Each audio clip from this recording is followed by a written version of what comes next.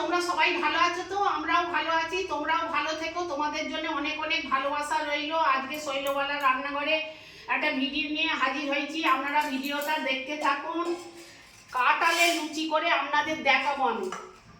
আপনারা তো অনেক রকম লুচি খেয়েছেন, আমি সাবুন লুচি করে দেখিয়েছি, আপনাদের এবার কাঁঠালের লুচি করে দেখাবো। এই যে 2 বাটি আটা নিলাম, এটা কাপেরই মাপ হবে।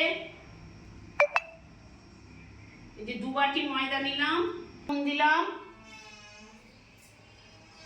নুনটা দিয়ে মেখে নেবো। এই যে কাঁঠালটা দিয়ে মাখবো।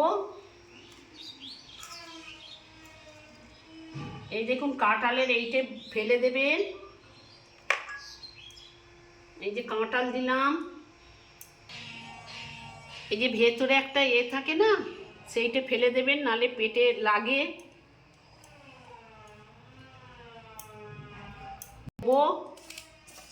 এই দেখুন কাঁঠালটা দিয়ে মাখবো।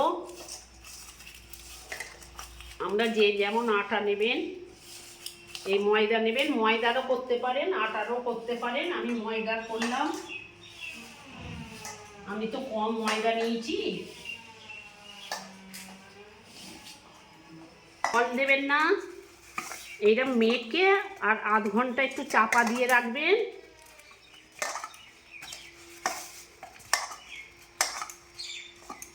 এই যে বন্ধুরা দেখুন, মেখে আধ ঘন্টা চাপা দিয়ে রাখবো।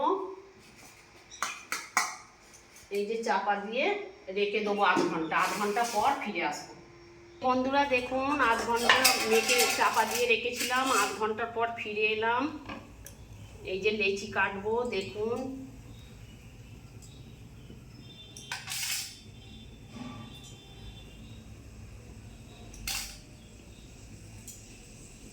কাঁঠালের লুচি আপনারা খেয়েছেন তো?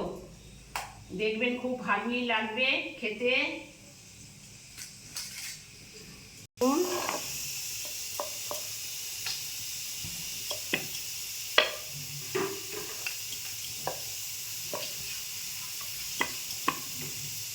আপনারা তেল দিয়েও বেলতে পারেন, আমি এমনিই বেলি।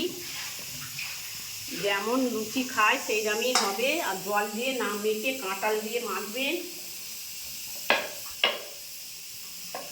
যে বন্ধুরা দেখুন,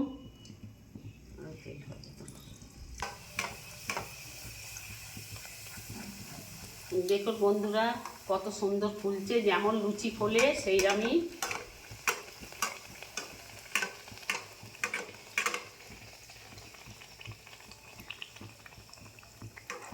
দেখছেন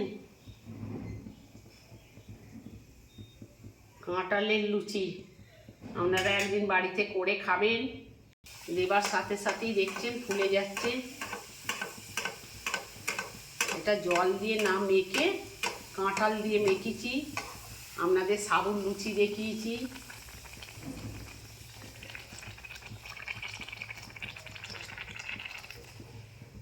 সবই হয়, তালেরও লুচি হয়। কোন কাঁঠালের লুচি করে আপনাদের দেখালাম। আপনারা এরকম একদিন ঘরে করে খেয়ে দেখবেন, খেয়ে আমাকে কমেন্ট করবেন কেমন লাগলো কাঁঠালের লুচি।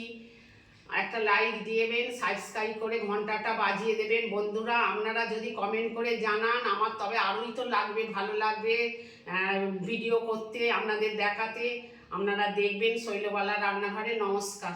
কাঁঠালের লুচি।